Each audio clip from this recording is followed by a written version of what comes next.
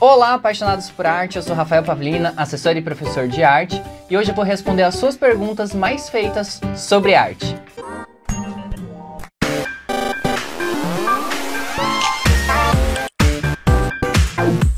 Seja bem-vindo ao meu canal, não deixa de se inscrever aqui embaixo e ativar as notificações.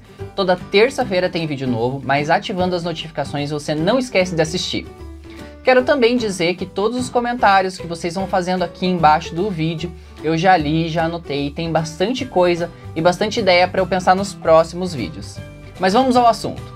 Durante uma conversa com uma amiga, ela me relatou que assiste todos os vídeos aqui do canal, mas que ela não entende muito sobre arte, então ela assistia para entender um pouco mais e também para me dar uma força.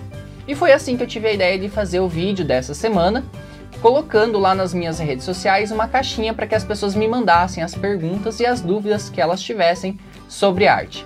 Qualquer pergunta valia. Então algumas perguntas que chegaram até mim são perguntas com respostas mais amplas. Então eu anotei essas perguntas para fazer um vídeo específico sobre elas. Então se a sua pergunta não for respondida no vídeo de hoje, pode ficar tranquilo que em outro momento vai ter um vídeo sobre ela aqui, certo? Vamos para as perguntas então. Primeira pergunta, qual é a diferença entre arte e artesanato? Bom, essa pergunta é uma pergunta polêmica e foi a primeira pergunta que fizeram para mim na minha época de graduação. 3 anos depois eu me formei e até hoje eu ainda me pergunto qual é a diferença entre arte e artesanato. Bom, eu vou tentar explicar de uma forma mais simplificada, mas sem ser simplista. Quando a gente fala em obra de arte, a gente tem algo chamado de poética, que é uma intencionalidade que o artista pode colocar lá na sua obra para passar uma mensagem. A arte também tem a ver com esse desenvolvimento da pessoa, a forma como ela pensa lá no resultado final, na obra em si. Enquanto o artesanato, ele vai mais se preocupar com a estética do resultado. A arte não tem muito esse compromisso. O artesanato também é produzido em escala e na maioria das vezes ele precisa ser pensado para ser vendável. Enquanto a arte, às vezes não vai para venda, às vezes vai. A arte, a obra de arte, ela é considerada única, então ela ganha esse status de único. Outra coisa que pode influenciar bastante é quem fez, qual é o artista que produziu essa obra. Se ele já tem esse reconhecimento de arte, o reconhecimento da obra também é diferente. Mas outra coisa que a gente precisa falar e precisa saber é que não existe verdade absoluta quando a gente fala de arte, porque muitas vezes algo nasce como artesanato e ganha o status de arte depois. Como é o caso da Efigênia Rolim aqui de Curitiba. Eu conheço ela desde muito pequeno, ela contava historinhas na feirinha do Largo da Ordem, e ela tinha uma roupa de papel de bala, então todo domingo a gente encontrava com ela, e ela sempre foi considerada uma artesã, uma poeta, e depois de um tempo ela começou a ser considerada então essa artista popular e uma artista naif. Naif a gente fala que é aquela pessoa que não tem um conhecimento técnico ou acadêmico, é algo mais inato, né? Já que a gente pode traduzir a palavra naif como ingênuo.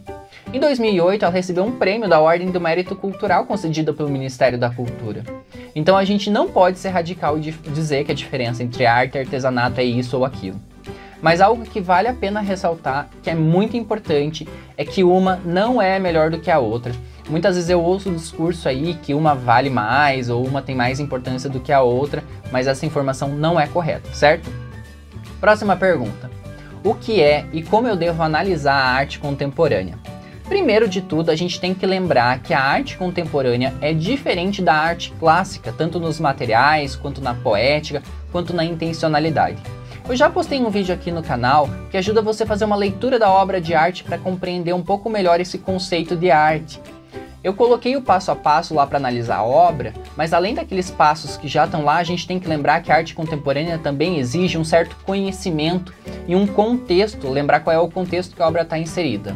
A arte contemporânea ela vai começar lá em metade do século XX e ela é chamada também de pós-moderna. Para a gente analisar um movimento artístico, histórico, a gente tem que ter um certo distanciamento temporal. Como a gente ainda não tem esse distanciamento, alguns autores até discordam dessas nomenclaturas como moderna, pós-moderna, contemporânea. Mas isso é outra história.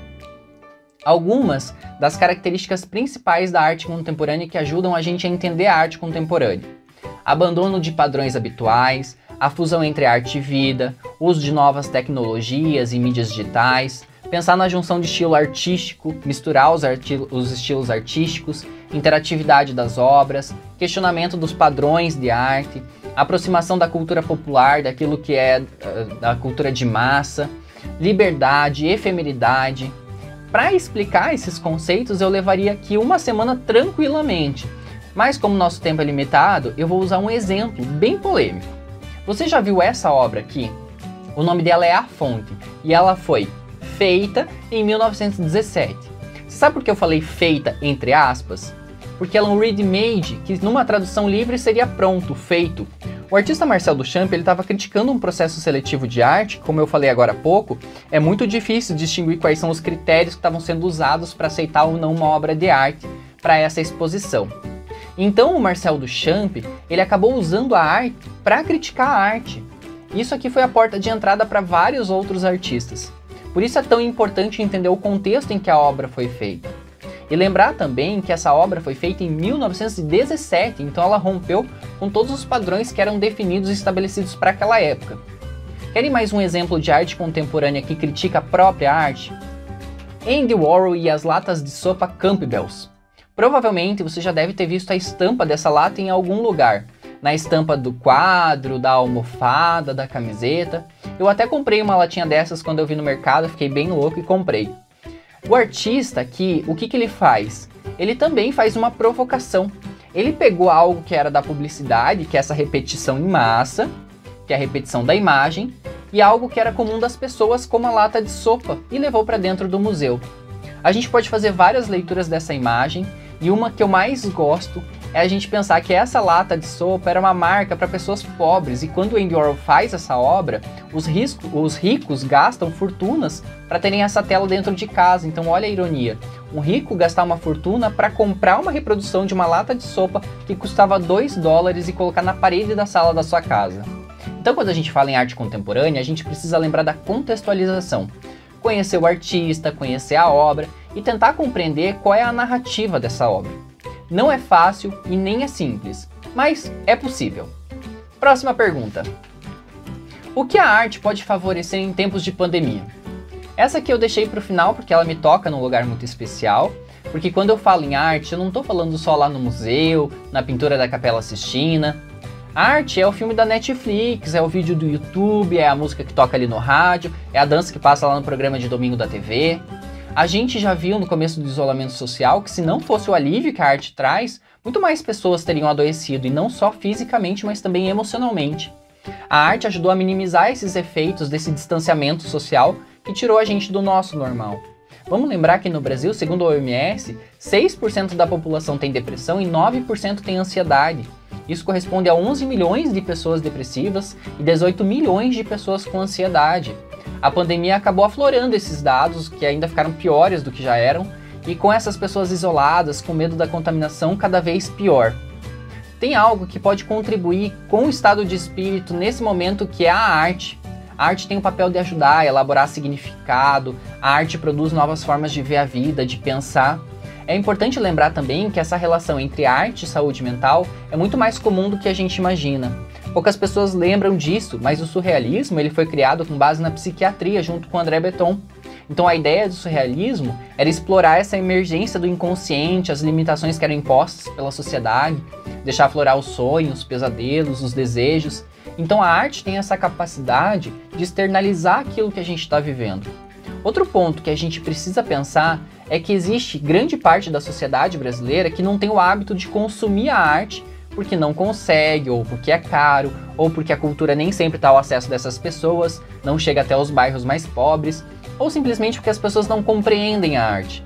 Então esse é um momento para a gente difundir a arte. E também é uma chamada para a gente parar e pensar que tipo de arte, que tipo de ensino cultural a gente está oferecendo na escola, qual é o estímulo que eu estou dando para as crianças pequenas entenderem o lugar da arte na sociedade. Então a arte ela pode ser o refúgio, através da fruição, do olhar, mas ela também pode despertar novos conhecimentos, pode estimular a pessoa a tentar coisas novas. E, enfim, eu poderia ficar horas aqui falando sobre isso, mas o nosso tempo é limitado. Se você quer uma parte 2 desse vídeo, escreve aqui nos comentários qual pergunta você quer que eu responda. Não esquece também de deixar o like e se inscrever no canal. Até breve! Tchau!